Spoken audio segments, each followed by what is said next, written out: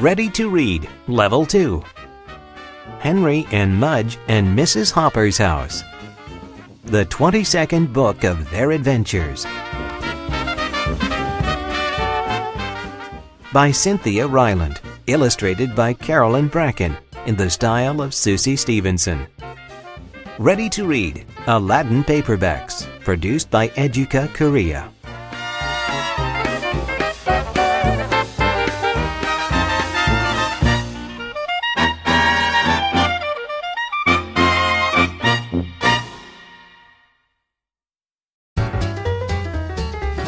A Sweetheart Dance.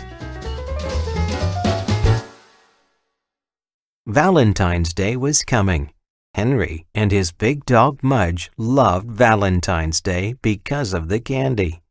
They liked the little candy hearts that said, "You're swell," and "Oh dear," and things like that. Henry read the words and Mudge licked them off.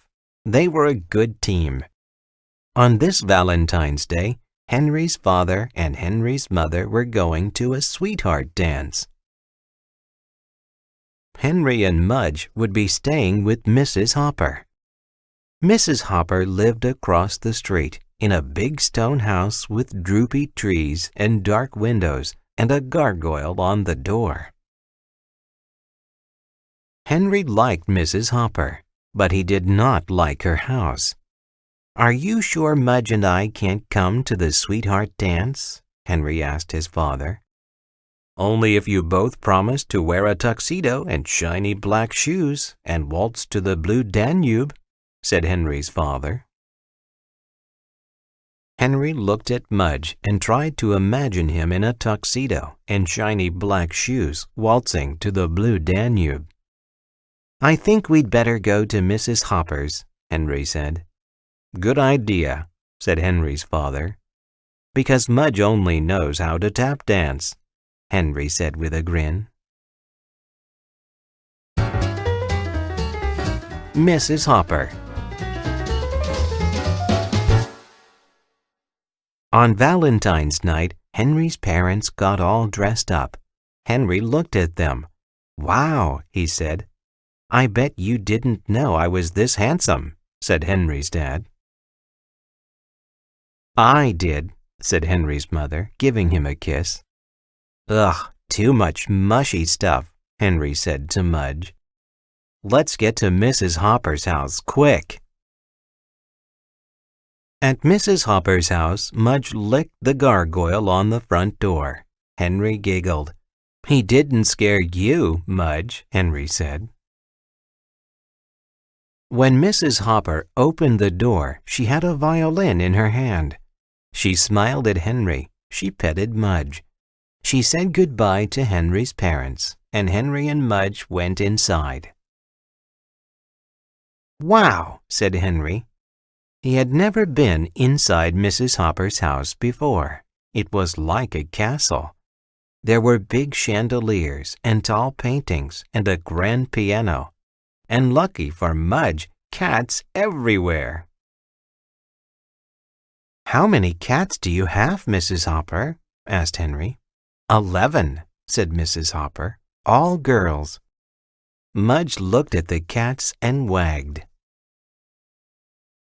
"Mudge loves cats," Henry told Mrs. Hopper.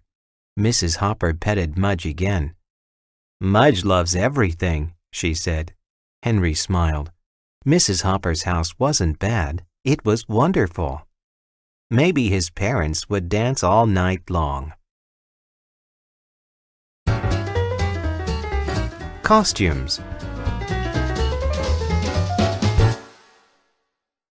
Mrs. Hopper wasn't like anyone Henry had ever met. She played the violin for him. She served him tea. She told him about her father, who had been a famous actor. She was very kind to Mudge. She cooked him a bowl of oatmeal and gave him his own loaf of French bread. After the tea and music and oatmeal, Mrs. Hopper took them upstairs. She opened a room that had been her father's. "Wow," said Henry. The room was full of costumes. There were silk capes and tall hats and shiny coats. There were canes and swords and umbrellas. There were wigs. Mrs. Hopper put a wig on Mudge.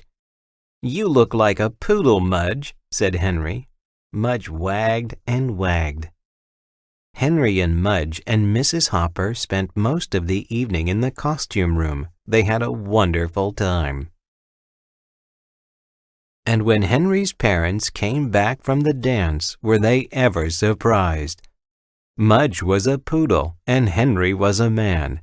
Henry wore a tuxedo and a hat and shiny black shoes. "I bet you didn't know I was this handsome," Henry told his dad, and everyone laughed and laughed.